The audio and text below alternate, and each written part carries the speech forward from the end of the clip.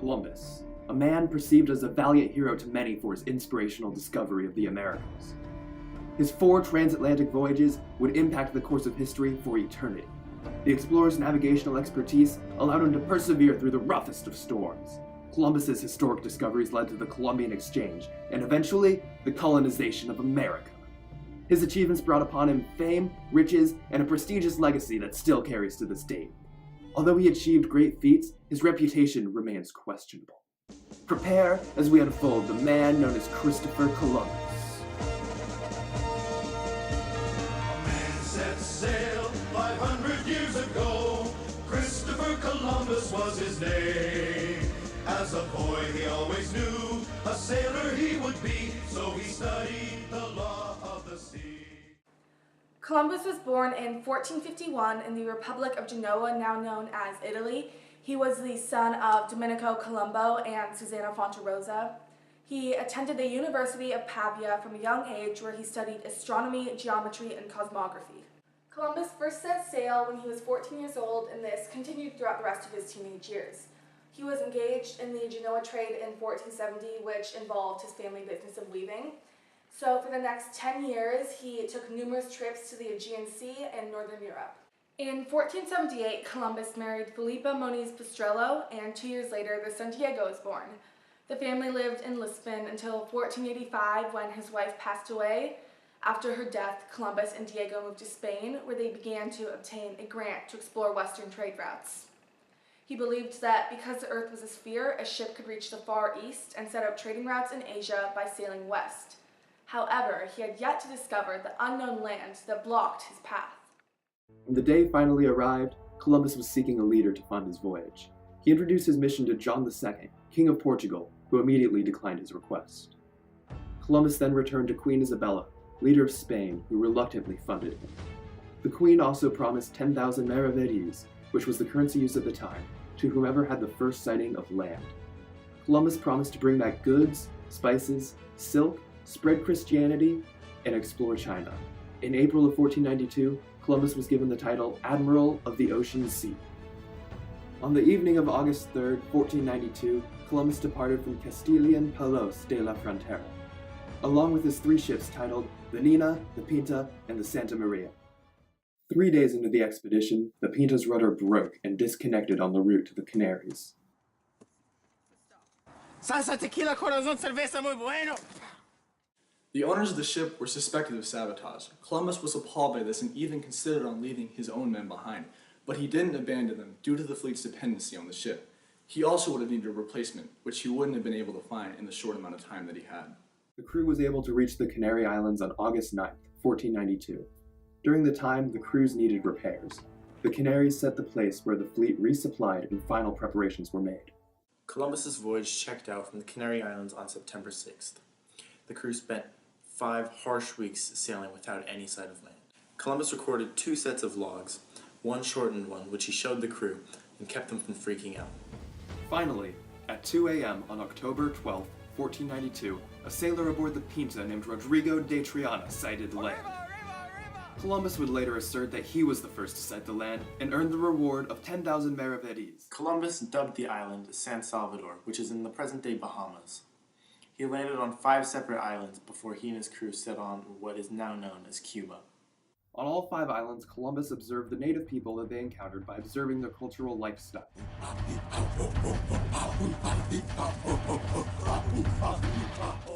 His crew landed on Cuba's shoreline on October 28th. The exact location of landfall was at Barrier, a harbor near the eastern tip of the island, which Columbus believed was China. Martin Alonso Pinzon, captain of the Pinta, left the other 2 ships without permission and sailed on his own in search of an island called Babec, where he had been told by his native guides that there was much gold. On the night of December 24th, the Santa Maria became stuck on a sandbar and coral reef in the northern tip of the island of Hispaniola, which was eventually dismantled. Columbus, in his official report to the Crown, claimed to be asleep during the incident and blamed the wreck on his crew members. Thankfully, all the men were saved, but with only 1 boat remaining. Columbus had no choice other than to leave a portion of his crew members behind. Columbus was forced to found the La Navidad, which was the first European settlement in the New World. The Navidad was an agreement between Columbus and the local chieftain of the natives that allowed the sailors protection on the island in exchange for pieces on the Santa Maria. With these remains, the natives built a small fort for shelter. A total of 39 men were left behind, including translators, doctors, and Diego de Arana, who was one of Columbus's cousins. Their orders were to collect gold and await Columbus's next return. While roaming the eastward coast of Hispaniola, Columbus reunited with the Pinta on January 6th and soon departed from Hispaniola on January 16th to head back home. On the date of March 4th, Columbus arrived in Lisbon, Portugal, returning to Spain shortly after. Columbus was received as a hero in Spain for his discoveries and problem-solving. He displayed several kidnapped natives and gold which he presented to the court, as well as a previously unknown tobacco plant, the pineapple fruit, the turkey, and the hammock. Columbus left for his second transatlantic voyage from Spain in 1493. He had a crew of 1,200 men on 17 different ships. Unlike the first voyage, which focused on exploration, Columbus's second voyage focused on colonization. On the ships, he also brought horses, sheep, and cattle to America for the first time. The first island sighted was the modern-day Dominican Republic, but the natives there were hostile, so they did not stay for long. Columbus and his crew then landed at Guadalupe, which Columbus named after a Spanish monastery in a town of the same name. Primary accounts support the idea that Columbus may have facilitated and condoned sexual abuse on his voyage. Columbus's childhood friend, Michel de Cuneo, kept a journal detailing the voyage. In it is an account of himself violently raping a native. Columbus discovered many islands on the second voyage. Among them were Montserrat, Antigua, Nevis, and St. Kitts.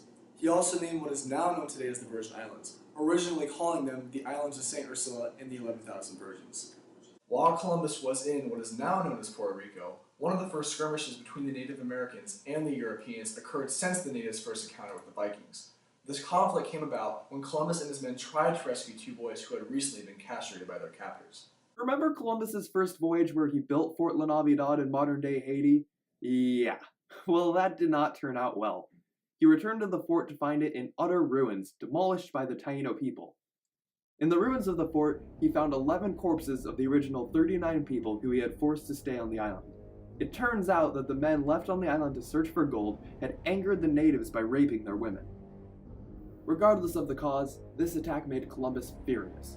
Adding to the continually growing list of native abuses, he forced every Taino man and woman over the age of 14 years old to give him one hawksbill full of gold powder as tribute. If the individual could not meet either of those requirements, they would have their hands cut off and be left to bleed to death.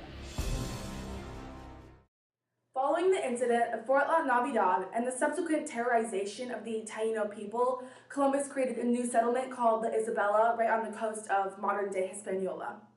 Columbus had spent over 5 months establishing the settlement and exploring the island. Because of Columbus's lack of resources on the voyage, many of his men became sick and died. The provisions were so bad that one of Columbus's men, Bernal de Pisa, incited the crew and took some men to try to steal ships and return to Spain. However, Columbus discovered the plot and punished everyone involved. The settlement lasted for a while, but was eventually abandoned by settlers in 1496 after Columbus initially left. After leaving La Isabela in 1494, Columbus went to search for the mainland of China, which he was convinced was modern-day Cuba. He stayed there for a few days but later moved to Jamaica. After encountering some hostile natives there, he quickly returned to Cuba after about 2 days. He spent the next few months on Cuba, continuing his search for the mainland of China, but was obviously never able to find it. His hopes eventually dropped and he returned to La Isabela. Keep in mind that this took place in 1494, before La Isabela was abandoned in 1496. The Spanish crown had appointed Columbus as governor of the newly found colonies. However, Columbus was worse of a governor than he was a ship captain. He had promised the native peoples and their countries gold, but was never able to show the fruits of his promise, so the people grew weary. Supplies were running out, so in March of 1496, Columbus ended his formidable voyage and returned to Spain. I'm babysitting my kids. And all night, of course, I'll sit with the kids. You're like a brother to me. Geico. 15 minutes could save you 15% or more on car insurance. Wow. Did you know that 15 minutes can save you 15% or more on car insurance? Yeah, everybody knows that. Well, did you know that Columbus wasn't a very smart guy?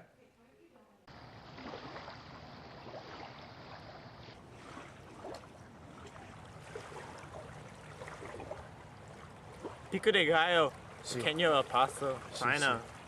See.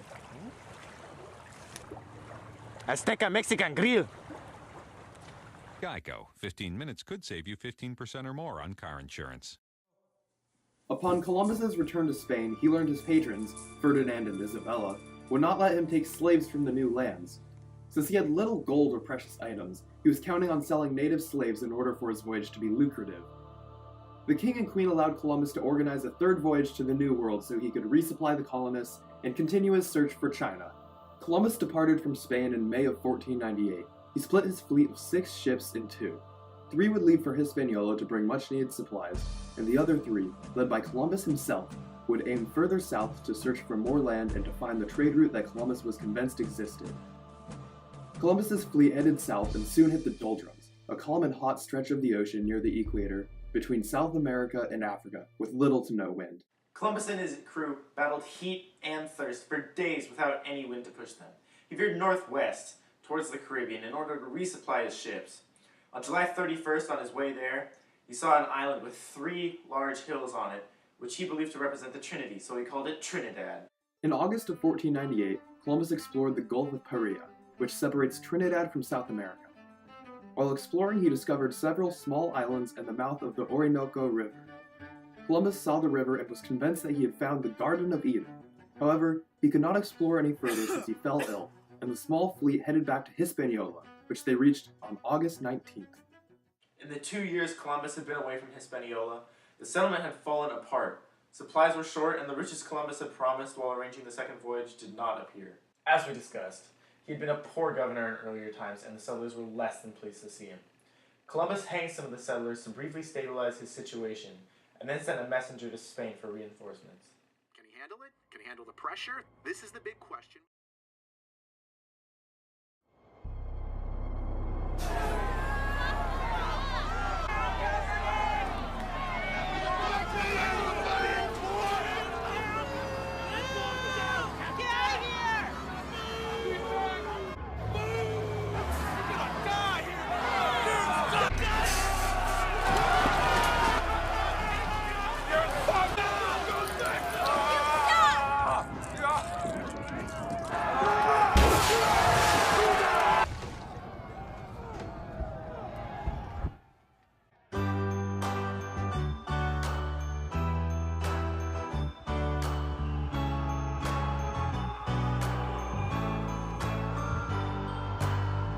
Well, you can tell everybody. Yeah, you can tell everybody. Go ahead and tell everybody.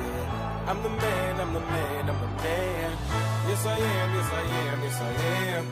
I'm the man, I'm the man, I'm the man. Columbus returned from South America to Hispaniola on August 19th, 1498, to find that many of the Spanish settlers of the new colony were discontent, having been misled by Columbus about the supposedly bountiful riches of the New World.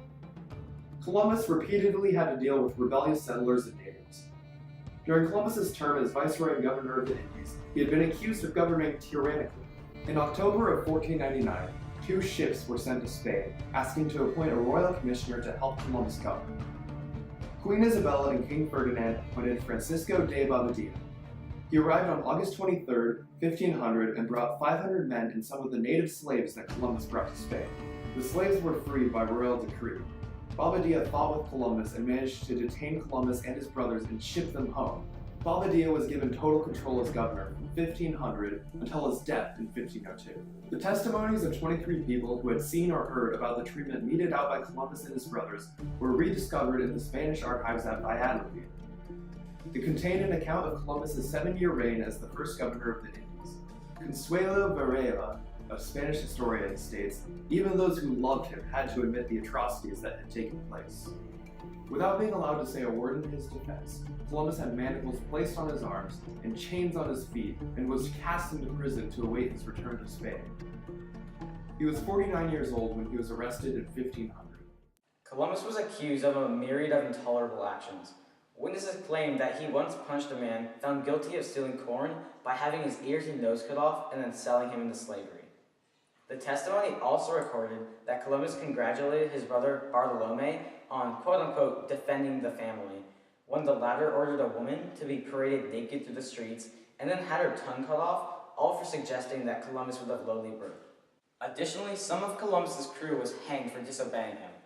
The document also describes how Columbus discouraged native unrest and revolt. He first ordered a brutal crackdown in which many natives were killed and then paraded their dismembered bodies through the streets in an attempt to discourage further rebellion. Many returned settlers and friars lobbied against Columbus at the Spanish court, accusing him of mismanagement. On October 1st of 1500, Columbus and his two brothers, likewise in chains, were sent back to Spanish Aragon.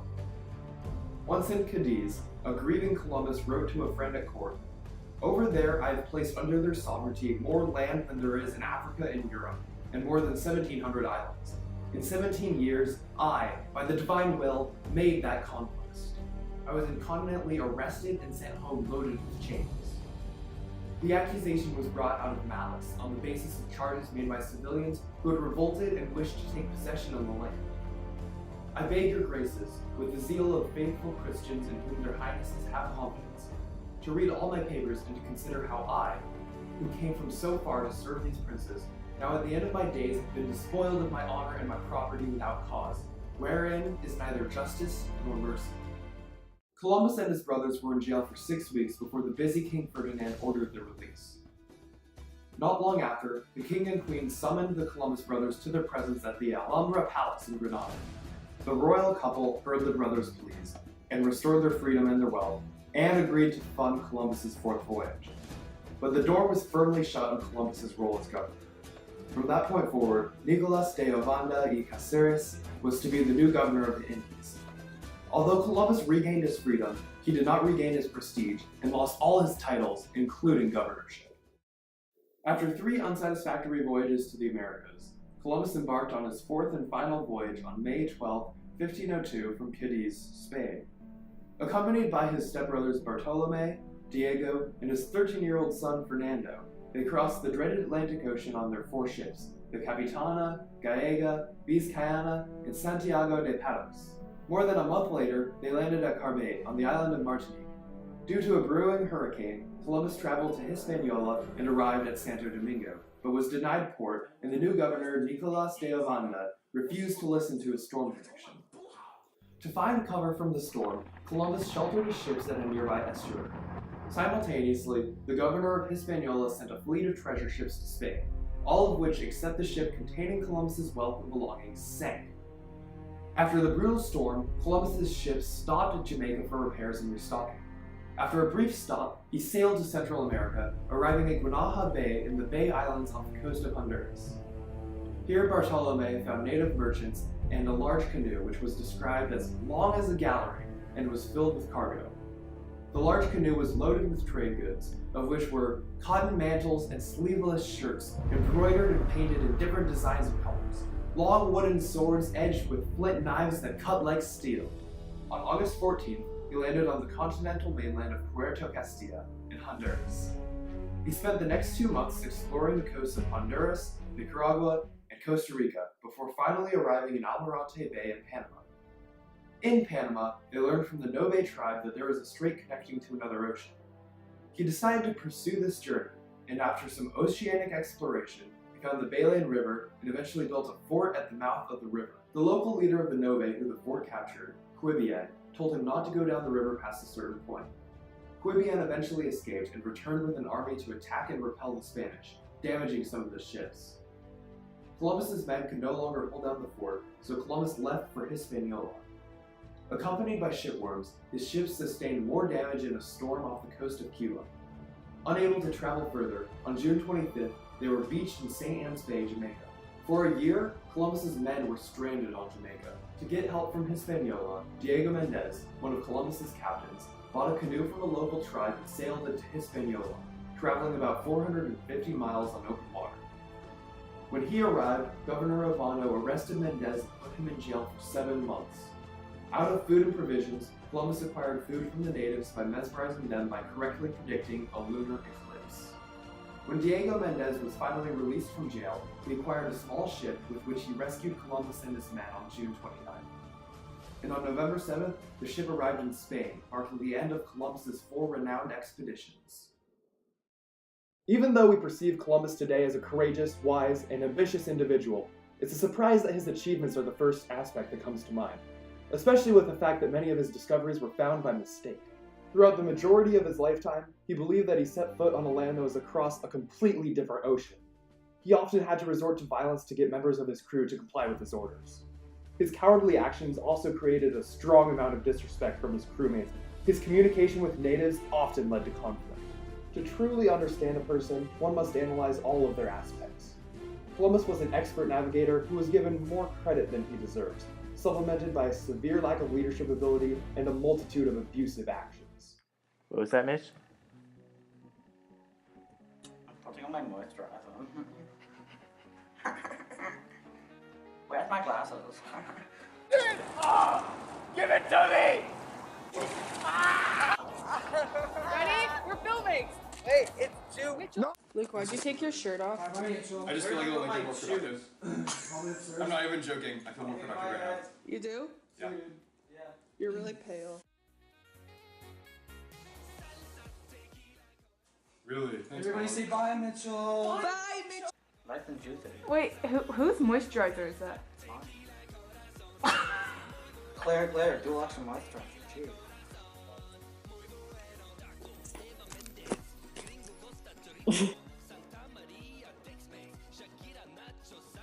Columbus is #1!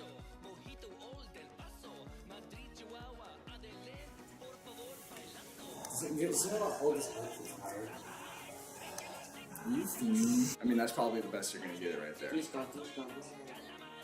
It's so Italian.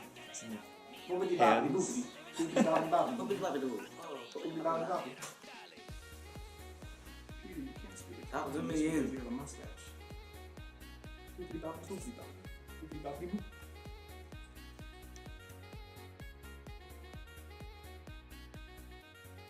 Mi amo Columbus y Cristobal Balenciaga y Federico Pina Colada y Jeff.